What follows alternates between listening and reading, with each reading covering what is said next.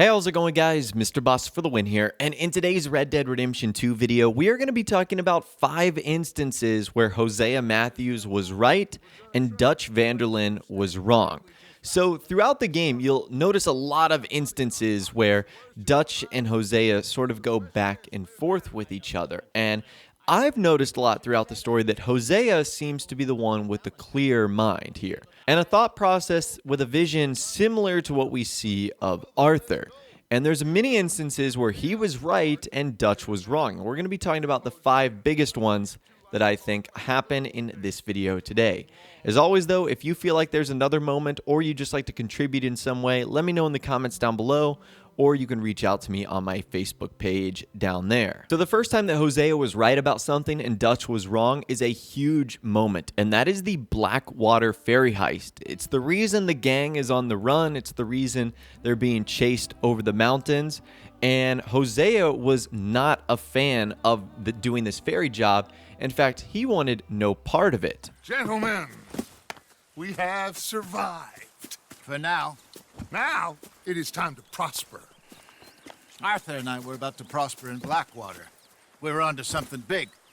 Then Micah got you all excited about that ferry, and here we are. We have all made mistakes over the years, Hosea. Every last one of us. But I kept us together. Kept us alive. Kept the nooses off our neck. I guess I'm just worried. I ain't got that long, Dutch. I want folks safe before I go. Me too. And now we are stuck, east of the Grizzlies and out of money, and a long way from our dream of virgin land in the west. I know, my brother, but we are safe. We make a bit of money here. Then we move again, head out around them, be west of Uncle Sam. In a few months, buy some land. I hope so. Would you just look around you? This world has its consolations. So what's pretty cool is you can actually read Arthur's journal. You can go back and look at what happened to Blackwater and the gang before we actually see the start of Red Dead Redemption 2. I'll actually leave a video to that in the description if you want to check it out for yourself. Basically, Arthur and Hosea were going to do some like real estate scam, and they were going to make a ton of money. But like the day before they were supposed to do that, that's when the ferry heist happened. And that, of course, messed everything up, and they got ran out of town. So you can see why Hosea is quite upset with that, not only due to the people that died, they're no longer heading west, and now their plans to sort of spoil that town of its money were lost as well. So that's the first thing that Hosea was right about. The second thing that Hosea was right about, sort of building off of that, is the gang lying low and trying to head west. Dutch does not listen to this. Why are we doing this? Weather's breaking, we could leave. I thought we was lying low. Yeah, come on. What do you want from me, Hosea? I just don't want any more folks to die, Dutch. We're living, Hosea, we're living. Look at me. We're living, even you. But we need money. Everything we has in Blackwater. You fancy heading back there? No. Listen, Dutch, I ain't trying to undermine you. I just want to stick to the plan, which was to lie low, then head back out west. Now, suddenly we're about to rob a train. What choice have we got? So the entire time, Hosea, even after Blackwater, wanted the gang to lie low so that they could regain their strength and then eventually head back out west to California or something like that, instead of heading east into all of the civilization, which, as you know, gives them a ton of trouble throughout the game. So Hosea wanted no part of going to Valentine and even further down south to Lemoyne and Rhodes and places like that. He wanted to just lie low and then head back out west. And we know that the gang never ultimately does that. And it's sort of sparked by this moment in chapter 1. And this is the third thing that Hosea was right about, and that is not messing with Leviticus Cornwall. Hosea gives a firm and distinct warning that Leviticus Cornwall is not someone you want to mess with. Leviticus Cornwall's no joke, Dutch. Who is Leviticus Cornwall? He's a big railway magnate, sugar dealer, oil man. Well, how good for him. Sounds like he has more than enough to share. Dutch! Gentlemen, it is time to make something of ourselves. Get your horses ready. We have a train to rob.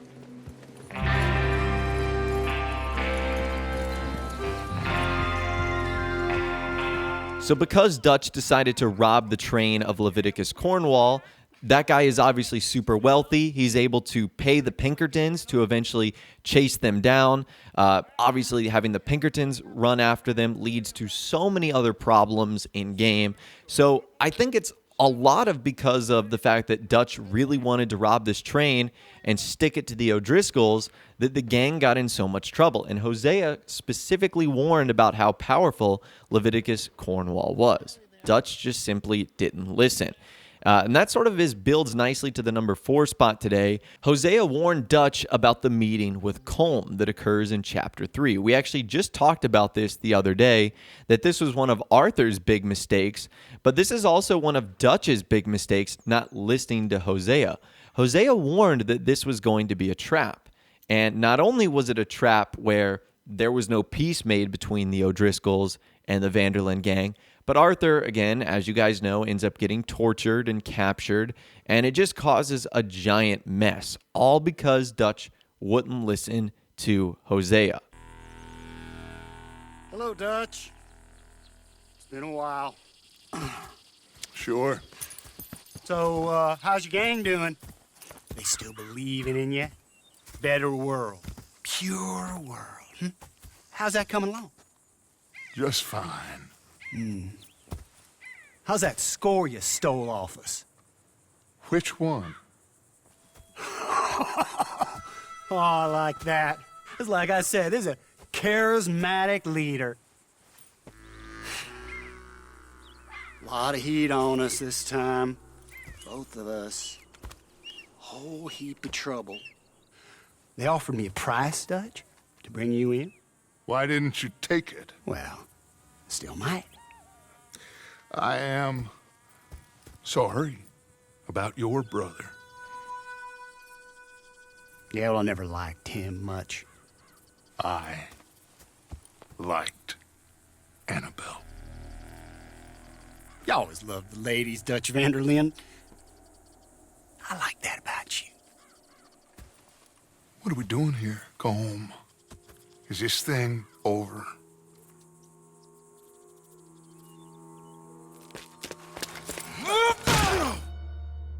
And at the number 5 spot today, the final time in which Dutch, in my opinion, doesn't listen to Hosea is about getting revenge on Angelo Bronte. Dutch is hell-bent on getting revenge on Bronte for what he did at the trolley station. Hosea thinks that they should do nothing about that. And remember, it's the bank that Angelo Bronte owns that the gang tries to rob that leads to Hosea's death. So unfortunately for Hosea, this advice that was not heeded by Dutch ultimately led to his downfall. So, Arthur, you get the deciding vote. About what? We take an insult and scurry off like cockroaches, or deal with business the right way? We don't need to take revenge. We hardly know the guy. This ain't about revenge, Hosea. Angelo Bronte don't mean shit to me. This is about the fact we are planning to rob a bank in his town. A bank that he no doubt protects. A town where his men are gunning for us. Before we do that, we need to put him out of commission. I disagree. There's always an easier way. There ain't no easier way. Now, I know his type. He is a vindictive little power broker who rules by fear. Now, we pull that stunt in his cesspit of a town, we're doomed. You want to leave this place? Leave this country? We need that money. Just don't feel good, Dutch. This is it. This is the last job that we are ever going to pull. Before the year is out, we are going to be harvesting mangoes in Tahiti. Farmers. But we need seed capital, and we need to leave. You know it. I know it. Forgive me if I can't think too much about the mango harvest. This is it. Trust me. Arthur. If it's business, well, business is business. Angelo Bronte stands between us and our future. You'll damn us all. Arthur, come on. You better be right about this one. I am. Now, Arthur is a little bit to blame for this because as you just saw in that cutscene right there, he was sort of the deciding vote. And you could tell that he agreed with Hosea, but he had to side with Dutch. Dutch was the leader, and apparently he knew best. So that was a huge mistake right there. It ultimately cost the gang a lot. And because of that, Hosea lost his life. So anyways, that right there is 5 instances where Hosea was right and Dutch was wrong in Red Dead Redemption 2. As always, like I said earlier, I'd love to hear from you guys in the comments down below. Do you feel like there's any other moments in Red Dead Redemption 2 where Hosea was right and Dutch was wrong? Let me know in the comments down below. If you did go on to enjoy this video, though, a like rating would, of course, be awesome. And subscribe to my YouTube channel if you are new or you like daily Red Dead Redemption 2 videos like this. With all the way, guys, like I said, thanks so much for watching. Take care, and I'll see you guys in the next video.